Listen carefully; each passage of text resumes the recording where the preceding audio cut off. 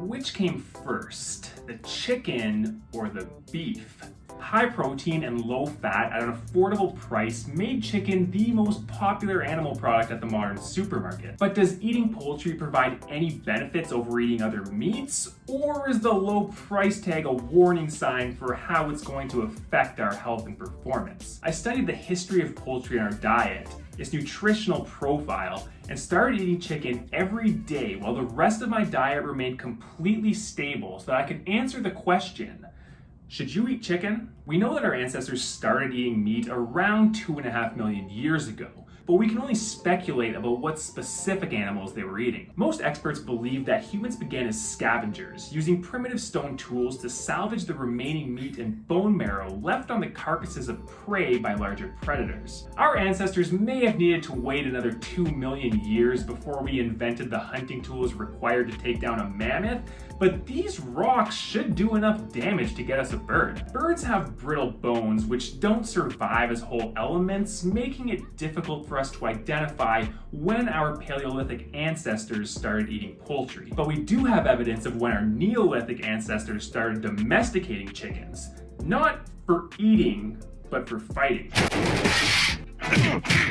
The first domestic chickens were raised specifically for cockfighting around 10,000 years ago. It's not until almost 8,000 years later that we find the first evidence of chickens raised specifically for their meat. These tiny birds barely had enough meat to feed a single person, never mind a family of 4 or a tribe of 150. The high cost and low yield made chicken a rare dish from the advent of agriculture through the Middle Ages and into the industrial world. Before the 1950s, poultry was the least common, most expensive animal product in America. With the invention of the incubator, antibiotics, and factory farming, we were able to improve their survivability, increase their size, and produce chickens at a rate that would make them the most popular, least expensive meat at the modern grocery store. Does this former delicacy provide us with any nutritional advantages, or do the modern tactics required to reduce its financial cost increase its cost to our health? The fattiest cuts of chicken are almost as lean as the lowest fat cuts of beef.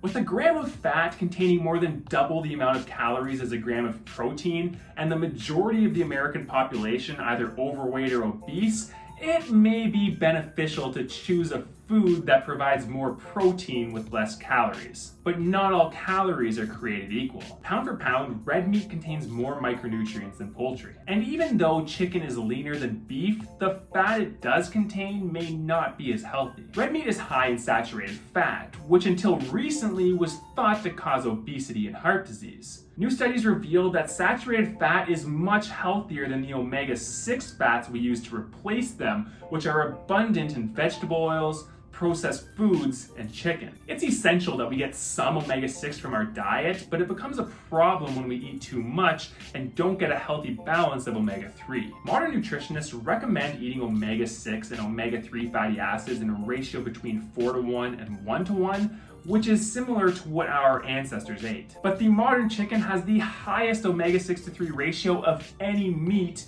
with the thighs containing a ratio as high as 19:1, making it a bit more challenging to balance our fats. The industrial farming practices needed to produce chickens at this new affordable price use soy and corn as chicken feed, which brings their omega-6 levels to this unnaturally high state. And the widespread use of antibiotics led to antibiotic-resistant pathogens that affect the final product. More pathogens, less nutrients, and a worse omega-6 to 3 ratio than red meat makes poultry seem like a terrible dietary choice. But I cook my food to kill the pathogens and eat enough red meat to exceed the recommended daily allowance for all the micronutrients that it provides, and have a much better omega-6 to 3 ratio than the average person. My scale is starting to climb and my workouts are beginning to stagnate, so I might need less fat and more protein in my diet if I want to lose body fat and build muscle. So I started eating chicken every day to learn how it affects me when the rest of my diet remains completely stable. I probably ate a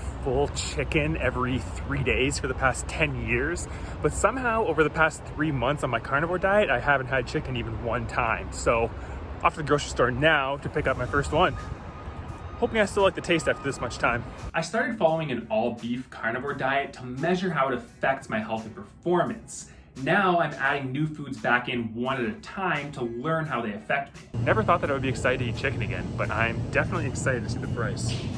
I started eating chicken before doing any research so that I wouldn't have any expectations for how it should affect me. Never thought that I would choose to eat chicken over beef, but I actually love having some variety on my plate, and the chicken literally tastes good on top of the beef.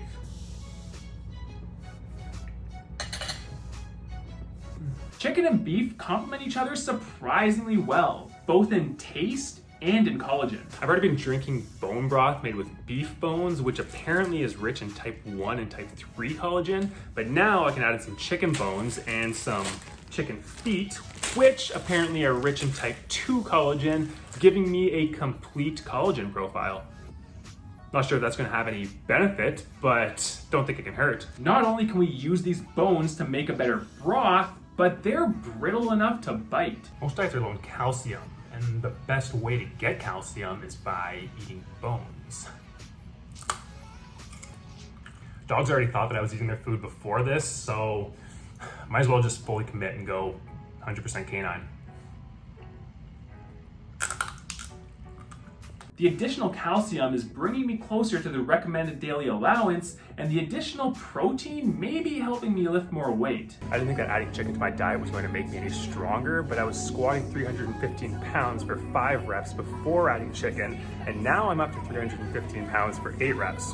But despite getting some additional nutrients and lifting more weight, adding poultry did not help me get any more lean. I thought that replacing some of the higher calorie beef with leaner chicken would help me lose some weight, but I'm heavier today than I was before adding chicken to my diet. I guess the additional calories from the chicken weren't satiating enough to reduce the calories that I was eating from beef or fish. Eating chicken every day did not have any immediate consequences that would make me say you should avoid it entirely. Most people don't eat enough protein, and chicken provides every essential amino acid in a low-calorie form. Eating chicken improved my strength even after coming from a diet that was already high in protein. But poultry has less micronutrients than red meat, and its leaner macronutrient profile did not help me lose any weight. The fat that you do find on chickens is not as healthy as the fat you find on beef, and the lower financial cost may come with a higher cost on our health. Pasture-raised chickens have a much better omega-6 to 3 ratio than their industrial counterparts, and they're an essential component in regenerative farming, restoring the environment through rotational grazing. If there is one food that justifies a premium, it's poultry, which is why I recommend shopping with True Local. True Local provides healthy, ethically sourced animal products and delivers them to your door. Don't sacrifice your health. Shop locally with True Local. So, should you eat chicken? If you're only going to choose one meat, you should make it red meat, because the higher price tag comes with more nutritional value, healthier fat, and a better taste. But if you're not limiting your meat intake and want some variety in your diet, then it's hard to argue against pasture-raised poultry. Few, if any, people have a sensitivity to poultry, and the birds are an excellent source of protein. For now, I am keeping chicken and any other kind of poultry a part of my diet, mainly because I would like to have some more options when I go out to eat with family and friends. Beef and other red meat will remain the foundation of my diet, which leads me to the question, is pork red meat? And should we eat it? Subscribe to the channel to learn about the history of pigs in our diet, the nutritional profile, and how it affects me to start eating pork every day when the rest of my diet remains completely stable. And hit the bell icon to get notified when I upload the results from all the health tests that I took before starting and after finishing a carnivore diet. Thank you for watching, and I'm excited to continue sharing this journey with you.